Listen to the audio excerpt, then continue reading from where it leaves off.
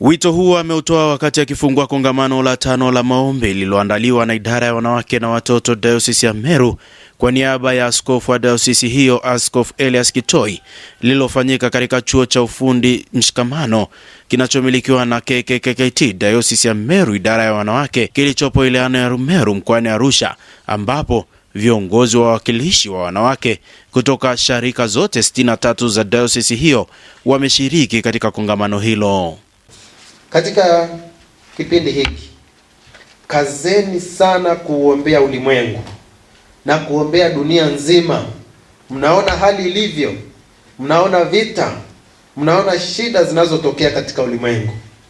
Na nikwambie, hata kama wanapigana Irani, hata kama ni kule wapi, lakini madhara tunayaona.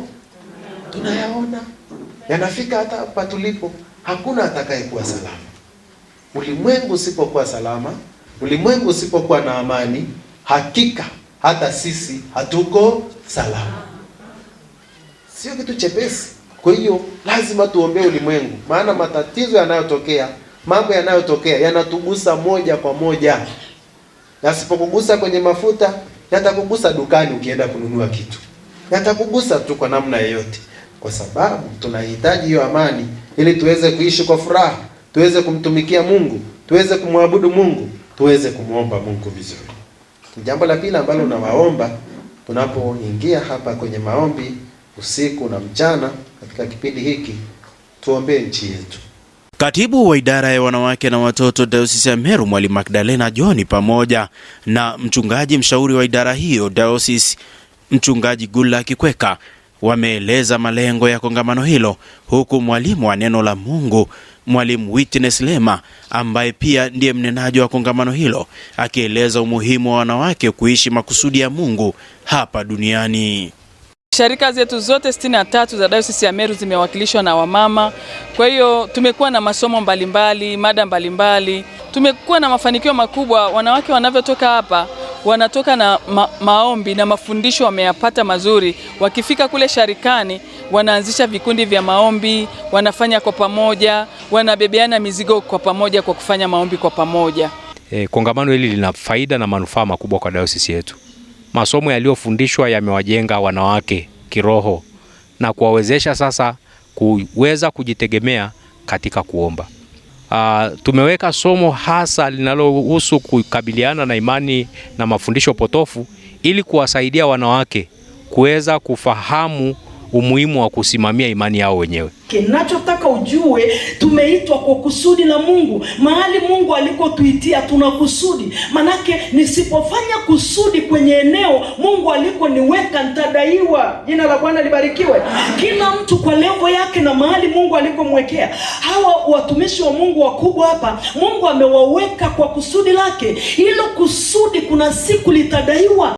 Katika majadiliano, baadhi ya washiriki wa kongamano hilo akiwemo mtaalamu wa uchumi Bi Edna Uliwa pamoja na Mwalimu Sara na Nyaro na Bernadetta Pius wameeleza mambo ambayo yamekuwa yakiwaelemea hata kupelekea baadhi yao kuyumbishwa na imani potofu. Mungu hasubiri ufanye kitu kikubwa akubariki. Anaangalia kile kidogo alichokupa. Umekithamini? Una nini? Kwani hamjaona wapiga viatu rangi ambao wamejenga nyumba na wanasomesha watoto? Kwani hamjaona maprofesa ambao hawana kitu, wanatembea na vikapu masokoni? Ni kwa sababu kile Mungu alichokupa ukakiheshimu, ukamwambia Mungu, hii kazi naenda kuifanya kwa moyo mmoja, Mungu atakubariki. Hivi mnategemea kuna nguvu kazi? Ukitaka kujua ni kweli, para kwenye IC sasa ile asubuhi kwa sababu unawahi kazini ngine. Kijana anakupush ili awahi kukaa. Hana nguvu ya kusimama. Kuna kamzigo kadogo kwa kusogeza hawezi. Tunapaswa tulie na kuomboleza. Upo mzigo tunaousahau.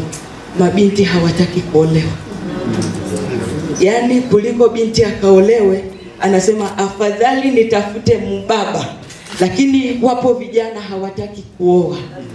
Hawataki kabisa. Mama zetu walio wakubwa wanaitwa mashangazi.